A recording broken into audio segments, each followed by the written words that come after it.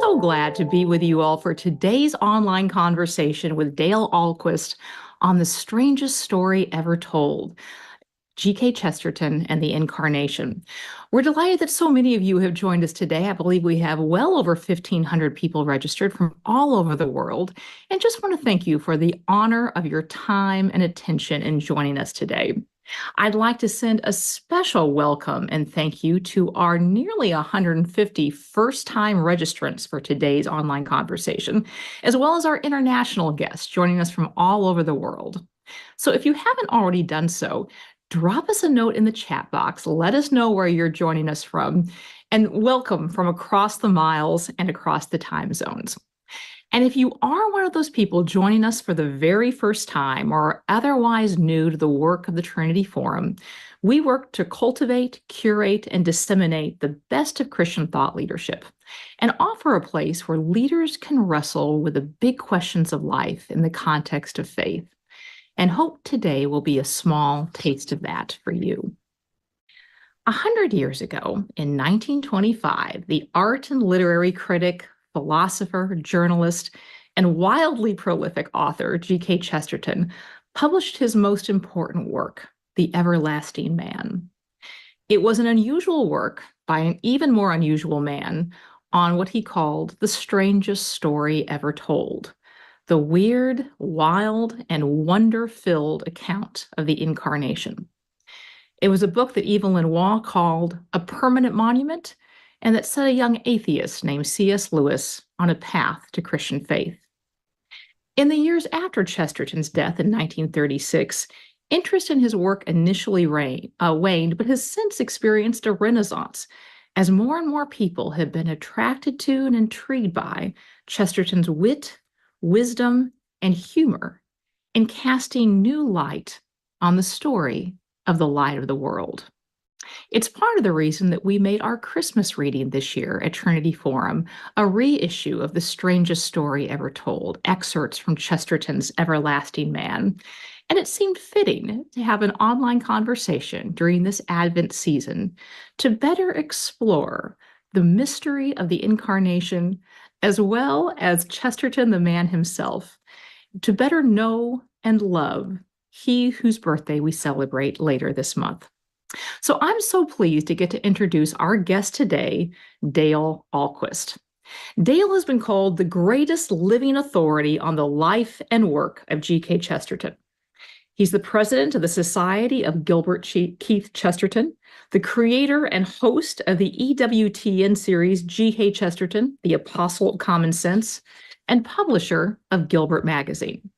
He's also the author of 6 books, including G.K. Chesterton, the Apostle of Common Sense, and the editor of 14 more books, all Chesterton related. He's also the senior fellow of the Chesterton Library in London and has given more than 900 lectures at universities, conferences, and other institutions, including Yale, Columbia, the Vatican, even the House of Lords. And he has sought to teach a new generation to know and love Chesterton's work and thought, and thus co-founded the Chesterton Academy, a Catholic classical high school in Minnesota, which has since become the flagship school of the Chesterton Schools Network, which now includes high schools from all around the world. Dale, welcome. Thank you, Sherry. It's a great pleasure and honor to be with you today. Well, we're really excited to have you here. And of course, starting out, just listening to your background, you did not start out as a Chesterton scholar. You and I talked yesterday, and one of your early jobs in DC was in government relations. How did you come to be such a fan of Chesterton? How did you first encounter him? And why did his life, work, and thought make such an impact on yours? Well, I started reading Chesterton right after I graduated from college, and I started with the book that we're going to be discussing today, The Everlasting Man. And I started with that book because I knew what an influence it was on C.S. Lewis. I was a big C.S. Lewis fan, and it was my attempt to get behind C.S. Lewis, to figure out what helped make him tick. And when I read that book, I felt like I I had just wasted 4 years of college. I felt like my whole education had been a sham, because here was clearly the deepest and widest thinker that I'd ever encountered, who had really providing an answer for all the skeptics and agnostics and lowlifes that I had been assigned to read in college. I clearly only got one side of the story, and Chesterton had the answer to all these questions. But I also realized that I was encountering for the first time what I call a complete thinker, someone who had it all together. It wasn't just focused on one idea, but could write about everything with just great adeptness and alacrity, and someone who had things connected well.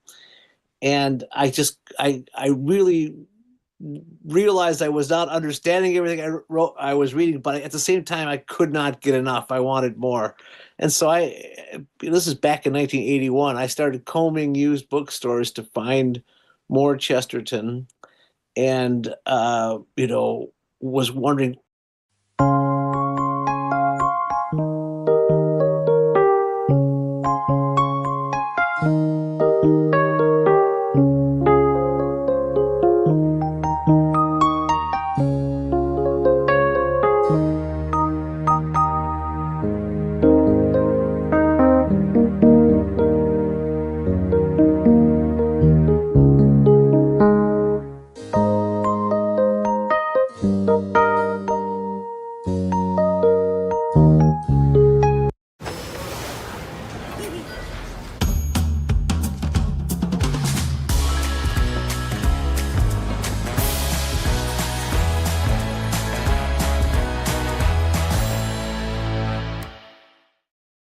How did this guy disappear? Why had I never heard of him?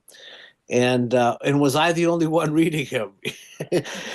And I continued to follow that passion, get a hold of as much Chesterton as I could, and ended up doing a master's degree, thesis on Chesterton, and it was an interest that became a passion that finally just took over my life, to the point where I made the decision to devote myself full time to promoting a greater understanding and exposition of G.K. Chesterton. Yes. Well, you have written a guide to G.K. Chesterton's masterpiece, The Everlasting Man. When really, I guess, The Everlasting Man and Orthodoxy are probably seen as his two greatest contributions. And in The Everlasting Man, he definitely takes for himself the project of trying to make us see the story of the incarnation with fresh eyes, and points out just how strange it is. Maybe you could walk us through, since you've written the guide to this, how he tries to do this, why he argues that in many ways one has a better view of what Christianity is if one is completely outside it, without any familiarity at all. Why would that be? Well, I should start by saying that Chesterton is always trying to get us to look at things with fresh eyes. That's really one of his techniques. And that's why he uses the technique of paradox to just give you a twist on things, so that you say, well, wait, that doesn't sound right. And then you realize that is right. And he's inspired by many things when he takes that approach. But part of it is just the wonder of existence, the fact that we don't deserve to be alive. We don't deserve this life that we've been given. And so the right way to live is to live full of thanks and appreciation and a sense of wonder, to look out the window each day as if the world had been created just that day, to see all the familiar things that you're used to seeing, but to see them as a stranger might see them, to see them for the first time. That's his technique. That's what he is trying to do. And so he applies that to the great story of Christ, to the thing that so many people think they already know. They think they understand Christianity, but generally they only know the part that they're closest to. And that's usually what they're reacting against. and they think that that's all of Christianity, is that one thing that they've been exposed to. Chesterton gets us to move back to see it from as great a distance as possible, to see the whole thing for what it is, and to look at it as a stranger might look at it, as someone who's never heard of it, who is seeing it for the first time, and then to realize what a strange and unique thing it is. It's not what you expected, and that's the plot of the book, as it were.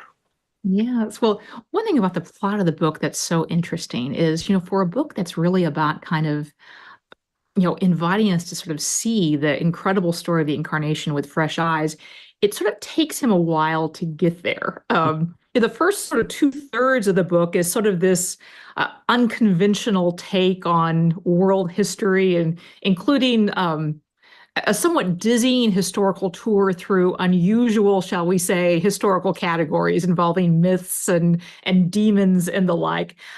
Why does Chesterton choose this approach to helping us see the Incarnation more clearly?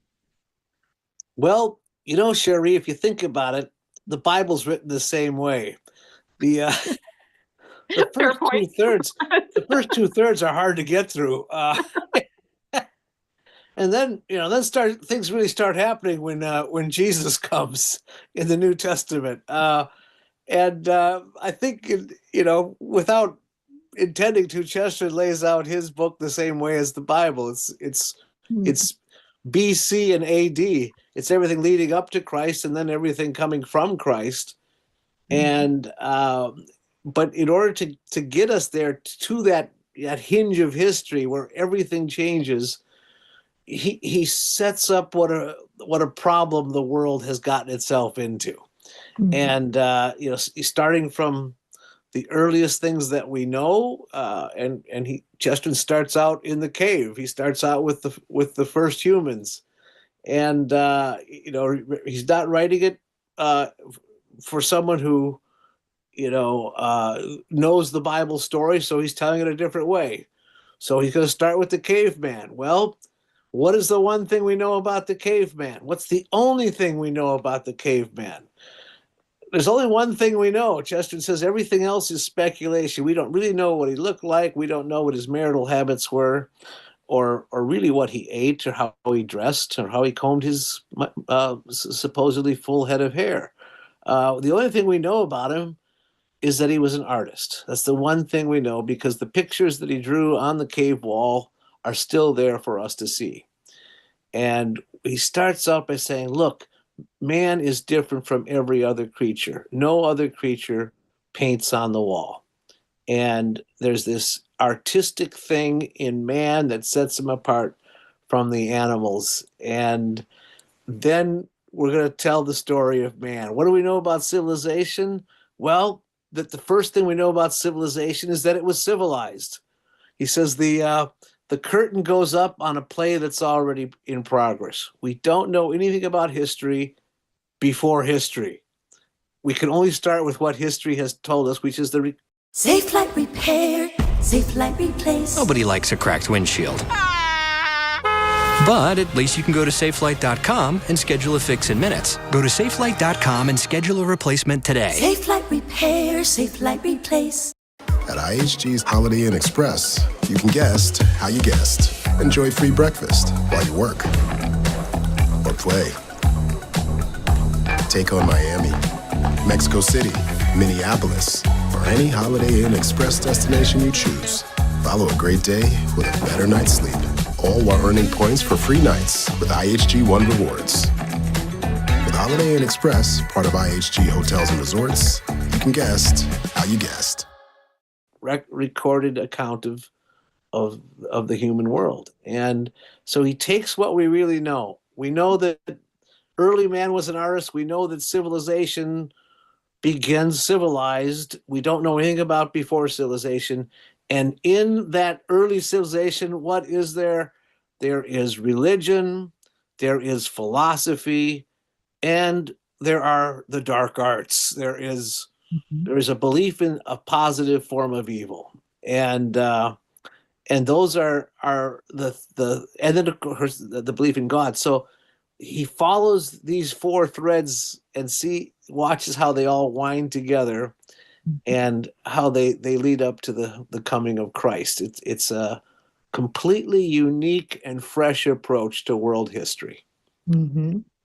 One of the things it seems like Chesterton really emphasizes, even by calling this the strangest story in the world, is the weirdness of it.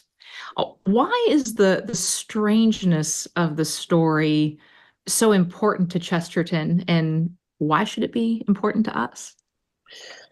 Well, he's setting up a story that man is looking for something. That's what the myths are. The pagans are looking for something. He says the natural is looking for the supernatural. That's the search that is being told in that pre-Christian period. There's a belief in many gods. There's only one tribe that has preserved the one God.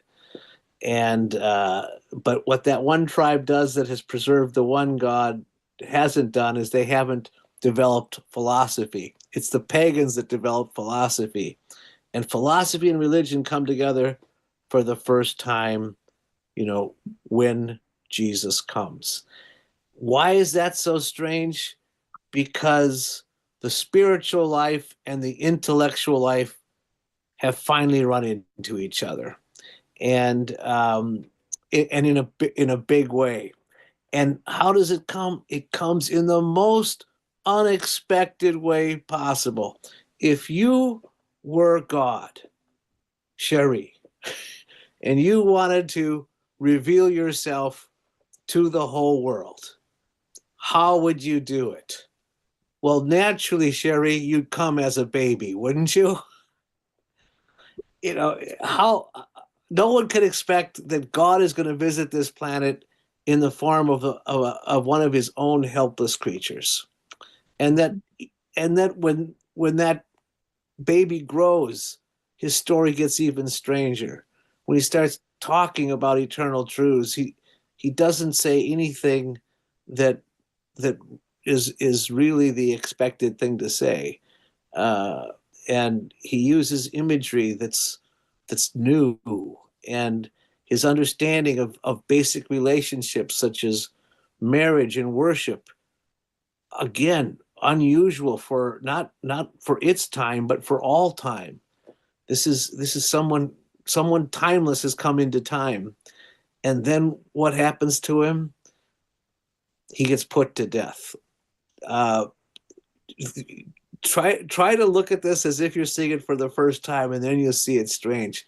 God comes as a baby, starts talking, says a lot of weird stuff, and then gets put to death.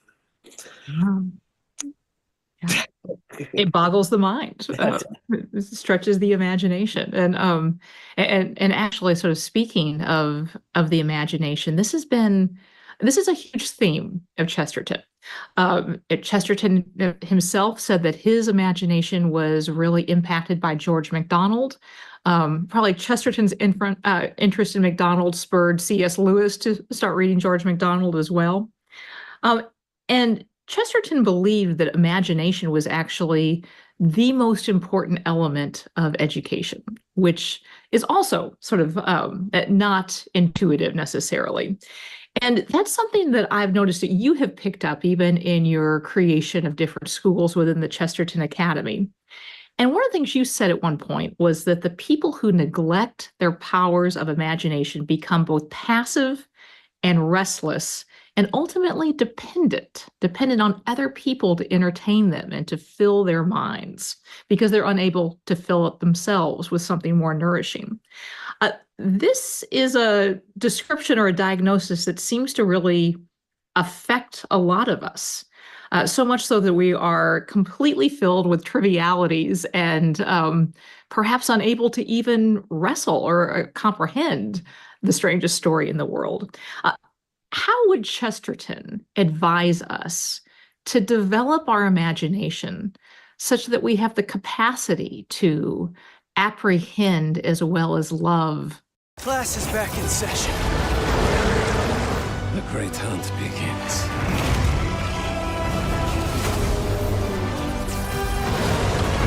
Venom! Cascade Platinum Plus has the grease-fighting power of Dawn to remove tough, stuck-on foods. Cascade Platinum Plus. The great stories.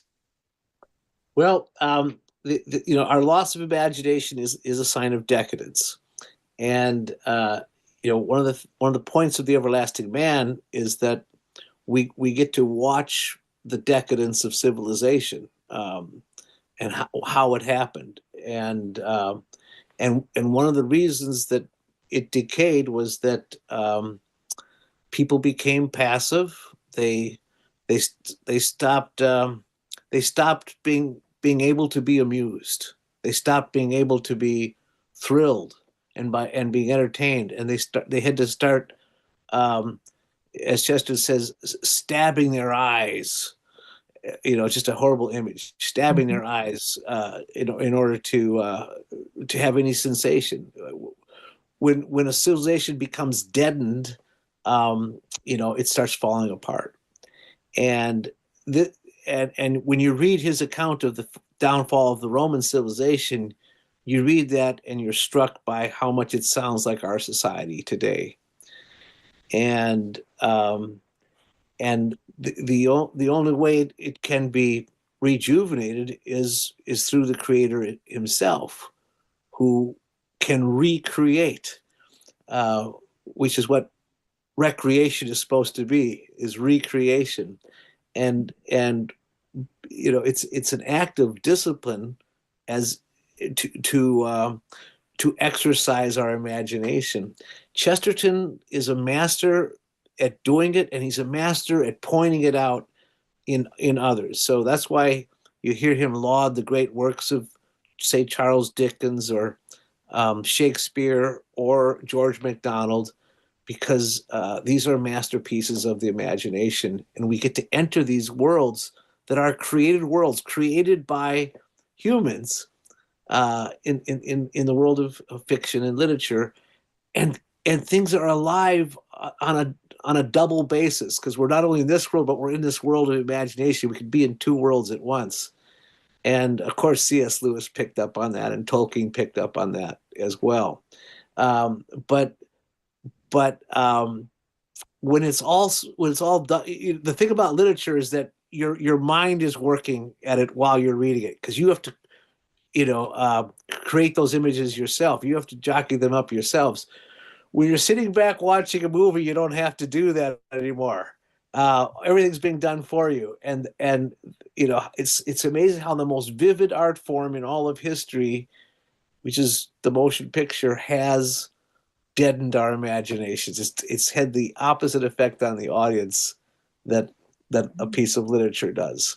Mm-hmm. And Chesterton actually warned about that. He warned about decadence is when we stop doing things for ourselves. We stop fighting for ourselves. We stop entertaining ourselves. We stop ruling ourselves, and we stop thinking for ourselves. Wow, a lot to think about there, a lot to chew on. But one of the things you have pointed out quite a bit is that Chesterton was a real master of paradox. And one paradox that sort of occurs to me is it's unusual to think about someone who is deeply imaginative, much less an intellectual mystic who would also be commonsensical. But you have literally written a book calling Chesterton the apostle of common sense. How so? Yeah, so common sense is what Chesterton says. He says it's that extinct branch of psychology. The things that we all know to be true that we've somehow forgotten until someone points them out to us. And too much of modern intellectual development has been an attack on common sense, an attack on those truths that most everyone holds in common are suddenly thrown into question and are then thrown out altogether, so that we are literally enacting laws that contradict our common sense. And Chesterton, in a most refreshing way, brings these things back to us. And that's why he's such a joy to read, because he has these great quotations, as you're well aware, Sherry, and anyone who's picked up Chesterton, he can encapsulate a truth in just one sentence, and you recognize it to be true. For instance, when he says the Christian ideal has not been tried and found wanting, it's been found difficult and left untried. You think, yeah, that's absolutely right. Or when he says, the Bible tells us to love our neighbors and to love our enemies, generally because they're the same person. Yes. That makes a lot of sense. Or when he tells you, he says the world will. He says we don't argue about what things we call evil. We argue about which evils we call excusable. So in other words, everyone knows what's right and wrong, but what they start arguing about is, well, how much of this wrong can we make acceptable? Everyone knows that to be true. As soon as you hear him say that, you go, yeah, that's right. And he has a way of doing that. Back when he says, truth, of course, is stranger than fiction. Why? Because we've made fiction to suit ourselves.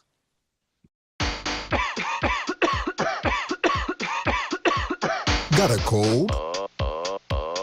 Gotta keep going? Gotta go with Alka-Seltzer Plus Severe Cold and Flu Medicine. It works. It's fast. It works fast. Fast cold and flu relief that quickly dissolves in water. When you gotta keep going, you gotta go with Alka-Seltzer Plus Effervescent Tablets. Don't have water available? Prefer a chewable? Try Alka-Seltzer Plus Cold and Flu Fizzy Juice. Use as directed.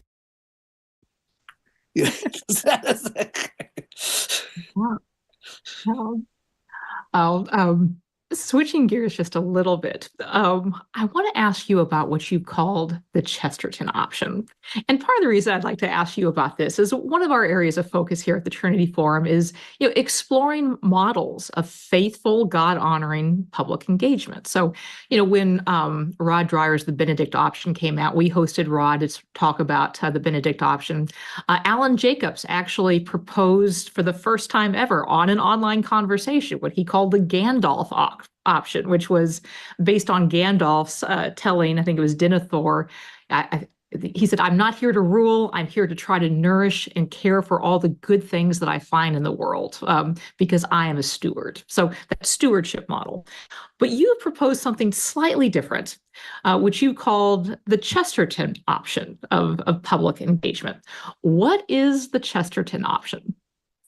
Well, first of all, the Chesterton option would certainly draw on both the Benedict option and this Gandalf option that you're telling us about. It certainly draws on both of those things. The idea that the world right now is a very messy and confused place, and there are no top-down solutions. There are only bottom-up solutions. We have to start making decisions and changes at the local level by changing the things that we can control. And then that change will then start spreading throughout society on a grassroots level. And so it starts with people doing things for themselves. The way they spend their money is a moral choice. If you want to change your community, keep your dollars local. Don't give it to the organization that takes your dollars out of the community. Support your neighbor rather than the big chain store. Invest in local business and local opportunities rather than a distant stock market, for instance. Keep things local. The most local thing of all is the family. If you take care of your family, if you nourish your family, then that has a ripple effect on other families. The most important part of life is lived within the home and not outside of the home. And the modern world has that completely opposite. They think all the action is outside the walls of the home, and that's where the freedom is, and that's where the expression is. No, all of the great freedoms and all of the great events of life are inside the home. And, that's where life and death is supposed to happen. And Chesterton calls the family the only state that creates and loves its own citizens. the only state that creates and loves its own citizens. If we can take care of our families, we can have a strong society. If we don't take care of our families, we'll have a very weak society. So we call it localism or a family-based economy. Chesterton says, keep your politician close enough so you can kick him. and be the things that most directly affect you, you should be in control of. The church calls it subsidiarity. At the same time, along with subsidiarity, there is solidarity. In other words, you share these values and virtues with a group of people so that you're doing it together. That's what the church is supposed to do. That's how you change a society. That's the Chesterton option.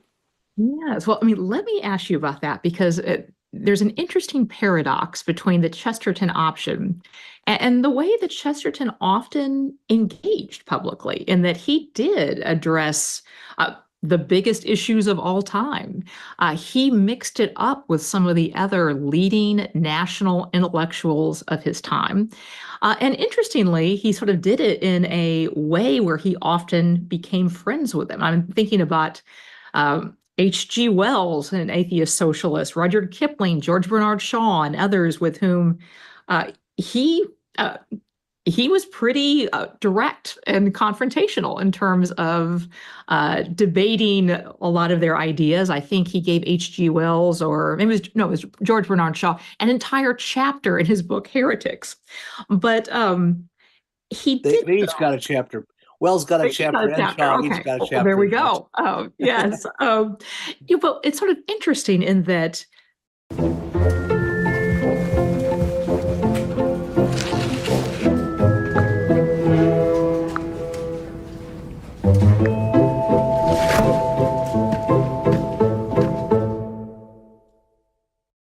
My dad's generation never saw cancer coming. Had no reason to suspect that I had cancer. If it had advanced a little bit more, the doctors might not have been able to do anything for me. Around 1% of people over 50 are expected to receive a cancer signal detected result. Of those, around 40% are expected to receive a cancer diagnosis. The Gallery test is prescription only and should be used in addition to recommended cancer screening. False positive and false negative results do occur. He did often become friends with his antagonist, and even enduring friendships. And so I wanted to ask you about that, in that, first of all, how did he manage to do that? Secondly, why did he manage to do that, given the seeming paradox between the emphasis on kind of the local versus the national or international? And then finally, should he have done that? And part of the reason I asked that is, many of these folks had really poisonous ideas. H.G. Wells was a eugenicist. There's, real darkness there. And yet, Chesterton managed to sustain a relationship with him, even despite the fact that he really kind of was very much opposed to the ideas. So, yes, would love your thoughts on how, why, and should he have done this? Yeah, so Shaw as well was a eugenicist. So I would say with cases of both Shaw and Wells, Chesterton had almost no philosophical common ground with them, but he had some, but almost none. And yet he was able to maintain a close friendship with both of them, but they loved him. They respected him, even though they really disagreed with him on everything. They loved Chesterton. Wells would have Chesterton as a guest at his home for a whole weekend and things like that. And when Chesterton died, Wells told Chesterton's widow, he says, if there's any chance of me going to heaven, it's going to be because I was a friend of G.K. Chesterton. That's how strongly he felt about it. Even though there was no sign of a spiritual transformation in his life, that friendship, that goodness that Chesterton showed him had an impact on his soul. And that's what we have to remember. The reason we love our enemies is not to crush them, but to convert them. We want them to join our side. We want them to betray the side they're on and come over to our side. And we can do that with, yes, arguing with them about what they believe and answering their questions and their doubts and their skeptical darts that they're firing. But it starts with love. It starts with love, and that's what transforms people's lives. You know, the way the Holy Spirit works on us is with love. We have to know the right answers. Chesterton talks about Nehemiah, and when Nehemiah is rebuilding the walls of Jerusalem, his men have a sword in one hand and a trowel in the other hand. And Chesterton says the sword is for defense. And he says, and that's what reason is. The sword is the tool of reason. You have to be able to defend against the enemy when the enemy attacks, and that's what you use your reason for. But the trowel is the creative tool, and that's what builds, and that's the tool of love. You can't build anything with a sword. You can only build with the trowel.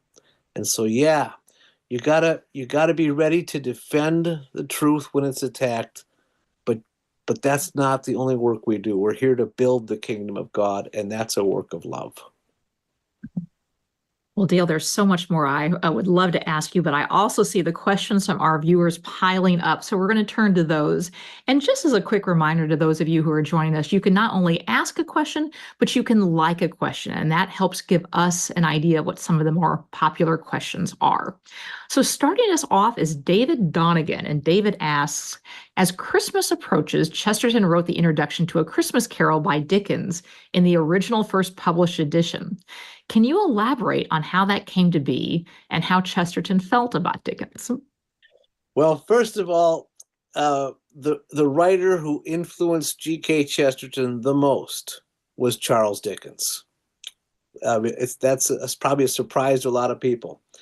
But to go back to your questions about the imagination, what Chesterton said Dickens did was call these spirits up from the deep and create these people that are so real, even though they're comical and bizarre and everything. They're such real figures that you can get to know them, and they're just such they're a work of love. Dickens characters, and so he wrote an introduction to every book that Dickens wrote. Chesterton wrote an introduction to it, and his book on Dickens created a revival of interest in Dickens in England when he was just starting to be forgotten, because he loves Dickens. He's the writer of hope, and in his introduction to the book, he says, "Abandon all hopelessness, you who enter here," in reading Dickens. So with Scrooge,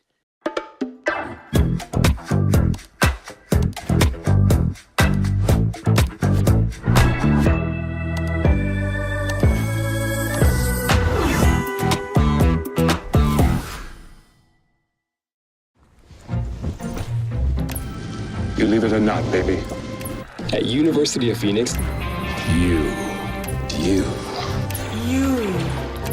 could earn your master's. For under 11,000. 11. Yes, 11! Master's degree for under 11K in less than a year. Some things are too obvious to be a coincidence. Earn your competency-based master's at University of Phoenix.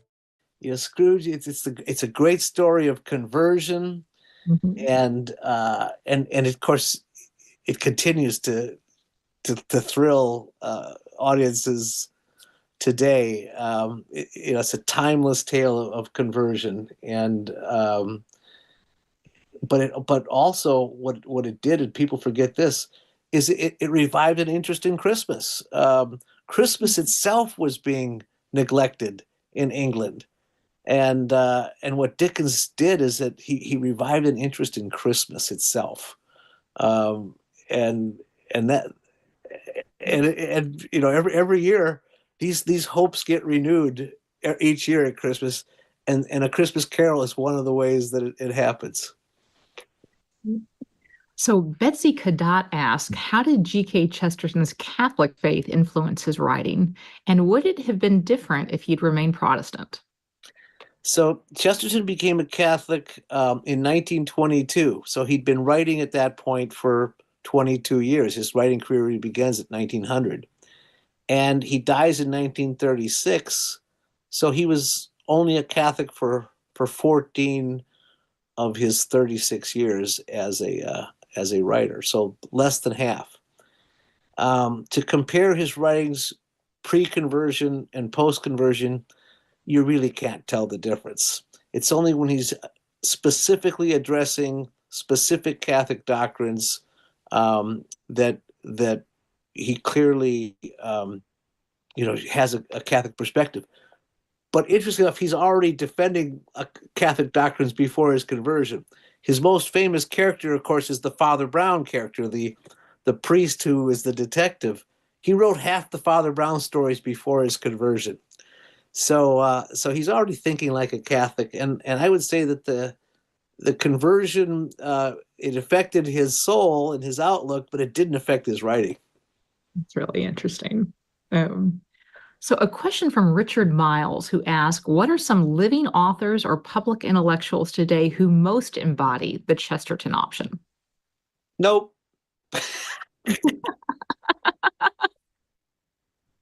So there's some, one of the books that I just recently edited that has just come out, it's called Localism. And there's it's several different writers have contributed to that book. I'd highly recommend getting that book so you can see people who are writing different aspects about localism, or what we could certainly call the Chesterton option. And one of those writers in there who's just fantastic is Anthony Esolen. So I'd highly recommend him. One of the other contributors to that book is Senator Marco Rubio, who can add that to his resume. If he becomes the next Secretary of State, he can add that to his resume as also being a contributor to the book that Dale Ahlquist edited on localism. So a question from John Downing, who asked, if you were new to Chesterton's works, where would you start and why? Well, Chesterton is above all things a master essayist. He wrote for the newspapers, and he wrote all these literary essays. In your materials, you said he wrote 4,000. He wrote actually twice that many. He wrote 8,000 essays. It's absolutely astonishing how much he wrote. But he's a master essayist. And if you want to start with just pure Chesterton, get a book of his essays. And I edited one called In Defense of Sanity, the best essays of G.K. Chesterton. And I could easily edit another one called The Other Best Essays of Chesterton. But if you want pure Chesterton, start with the essays. Other good introductory books would be the Father Brown stories, or his book on Charles Dickens, as we've already talked about. His book on St. Francis of Assisi is another good place to start. At some point, you have to read Orthodoxy, and you have to read The Everlasting Man. You have to read those two books at some point, but you don't necessarily or probably should not start with those. Got to build up to those. Yeah. So a question from an anonymous attendee who asked this. They say, in my limited reading of Chesterton, I'm struck by all the things you're talking about. That is imagination, paradox, and wonder, but even more by an insistence on benevolence and love. There are plenty of people using imagination and cleverness for bad ends. How can we as a society promote the intellect without falling into the trap of misanthropy? Yeah, that's a very good question. This touches on what we talked about before, how Chesterton was able to get along with people with whom he really disagreed. And if there's any temptation in today's society, it's to become very cynical towards people that we disagree with. We've watched certainly the the polarization coming out of this last election. And it's really hard to Work goes smoothly when you know the right steps. With Asana, you can coordinate tasks across teams and stay on track, so your team can spend more time celebrating wins. Try it for free at asana.com. carry on conversations with people where we don't agree on politics. People have lost friendships because of political differences, but we have to we have to keep love out in front. And Chesterton's way of doing it is that you have to look at everyone as if they are Christ themselves, right? You have to you show your generosity, your meekness, and your thankfulness in all the acts you do towards other people. Chesterton says, thanks is the highest form of thought. Thanks is the highest form of thought. If we are thankful, if we realize that everything we have is a gift that we didn't deserve, that's what prevents us from becoming cynical, from becoming angry, from becoming impatient, from becoming in any way feeling entitled or that we've been treated unjustly. Thanks is the highest form of thought. And Chesterton lived that life. That's why he's such a fascinating character. He lived a life full of thanks and full of wonder, and you can feel it in his writing. You hear it in the stories told about him, and that's why he's such an inspiration. Oh, that's great. So Charlie Palmgren asks, does Chesterton describe skills that can help people regain their imaginations? Oh, that's a great question. Well, the thing about skills is everybody can learn a skill. This goes back to what we do at Chesterton Academy. All of our students learn how to draw and paint. Everyone. Art's a requirement class, and music and drama are also required. And the point is, just like you require math, and you can learn math by going through the exercises, well, you can also learn art by going through the exercises. So our students at Chesterton Academy, by their senior year, are copying oil masterpieces because they've had 4 years of studying art and learning all the techniques of painting. The kids learn how to sing, and they learn how to act and put on good plays. Well, we get those ideas from G.K. Chesterton. That's why we do this. The craftsmanship, the things that are being lost by mass production, by the dehumanization of the way we make things and the way we expect things to happen. All these things can be recovered. Chesterton always is praising the peasant life, the simple life, the hands-on life, because that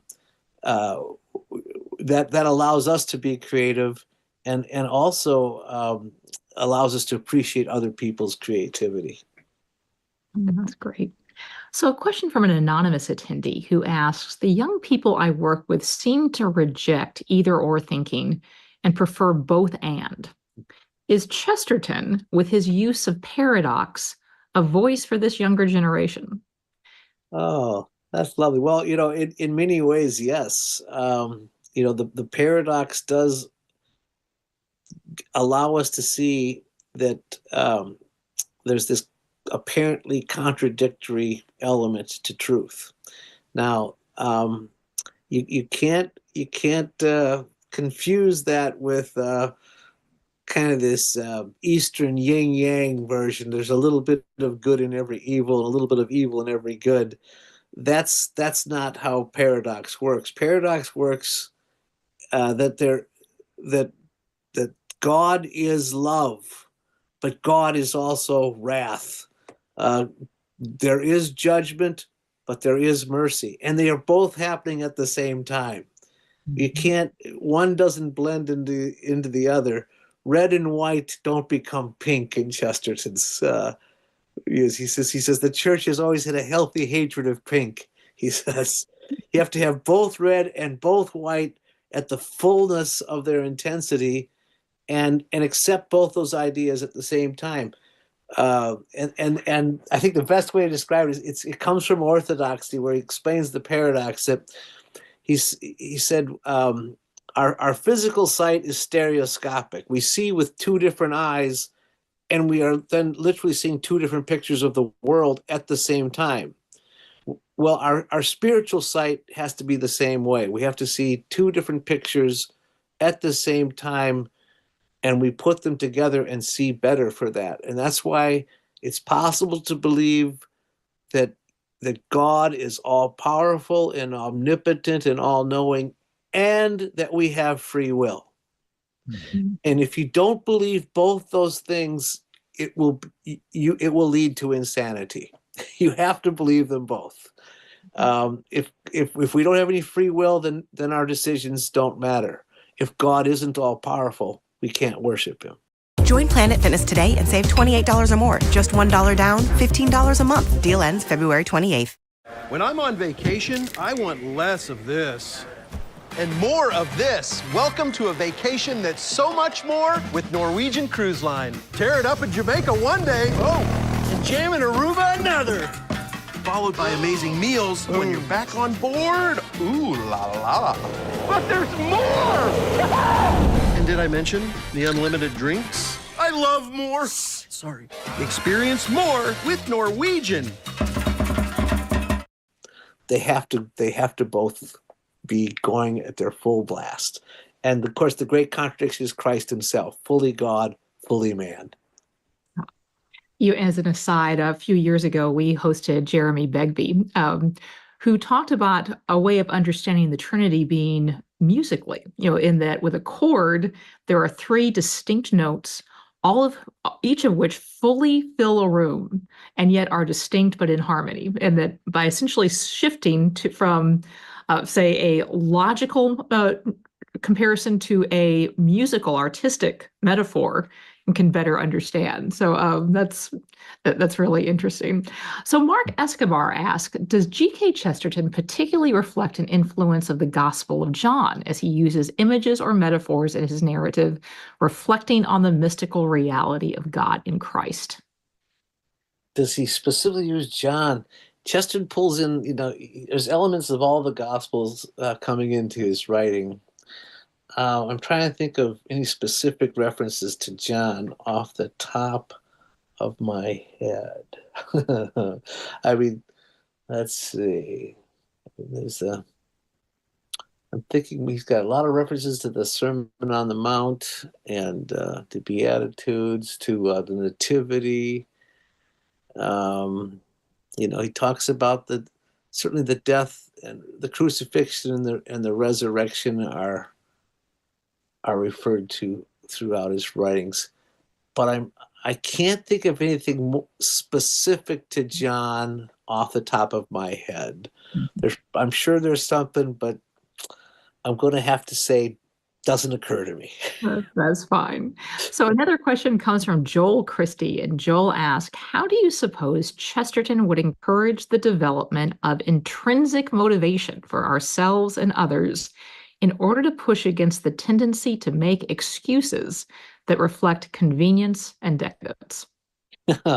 Well, there's no one who defends free will more than G.K. Chesterton. And the whole idea is that we are responsible for our actions. We cannot blame our actions on anything else. He says most all of modern philosophies do that. They are an attack on free will. They are doing the very thing of saying, well, it wasn't my fault. This other thing is the reason why I did that. And so they blame biology, economics, social status, psychology, sex. Some other big thing is the reason for what they are, and not their own responsibility. And as soon as we start thinking that way, well, then we're helpless to make any changes in either our own lives or in society. And, it's a further sign of decadence. So yeah, Chesterton's always defending free will and freedom means responsibility. That's the whole thing. We say that one of the fruits of the spirit is self-control. Well, Self-control is what self-government is. It's governing yourselves. That's the basis of freedom. That's the basis of democracy, is self-government, controlling ourselves, but acting in such a way that we are the catalyst of what we do. Chesterton's a defender of democracy, self-control, self-government, and that's what common sense is too, by the way. So we have two questions. I'm actually going to combine them, trying to probe a little bit further into kind of localism and family versus kind of the broader issues that G.K. Chesterton addressed. So Ramona Rusinok, and Ramona, apologies if I mispronounce your last name, said, one of your statements caught my attention. Love of family can turn inward into idolatry, to my family and my family alone. There isn't an automatic transfer of benefit to the surrounding community. What are the characteristics of a family focus that stays balanced and able to benefit the surrounding community? And then somewhat relatedly, Sarah Hammersmaw asked, I'm always challenged by public figures who teach that the most important stuff is small, local, and inside the family. Not wanting to judge, but to understand, was his taking of such a public role an instance of, quote, do what I say, not what I do? Okay, two good, challenging questions. In the case of the family, Chesterton couldn't have children. He and his wife were childless, and so he was a great defender of the thing that he couldn't have. But he realized how important it was. He did have the equivalent of foster children stay at his home and would host no adults allowed parties for children because he adored children and loved the chaos of a family around him. He worked best in a chaotic setting. So there were always children in his home, which is very interesting. Oh. And then there were neighbors that he kind of adopted in a way. There was a fatherless family whose daughters he took an intimate care of. But so he did live out. Give employees the career guidance they deserve and watch them propel your company forward. LinkedIn makes it possible. $0 Grubhub delivery fees with Prime. Eligible orders only. Terms and additional fees apply. His ideals in that way, the best he could, not having any children of his own. To go to that first question about the idolatry of the family, it's not that we are inward. I think don't misunderstand what Chester is saying about the family is the basis of society. It's the basic unit of society. You have to have a strong family to have a strong society, and so a well-formed child has a loving father and a loving mother, and a well-formed father and mother have a child that's intimately connected to the home. Life is most lived in the home. That's the point. If everything is taken out of the home, there's really no family anymore. The family doesn't exist if mother and father are mostly gone, if child is mostly gone. And so you lose the integrity of the family. So it's not idolatry or just inwardness, but it's recognizing that everything comes from this strong family unit and then emanates from that to the rest of the world. We can transform the world around us by being strong ourselves. Yes. Well, Dale, thank you. There's so much more I'd love to ask you. And in just a moment, I'm going to give you the last word. But before that, a few things just to share with all of you who are watching. First, immediately after we conclude, we will be sending around an online survey or feedback form. We'd love for you to fill this out. We read all of these. We do try to take your ideas into account to make this program ever more valuable to you.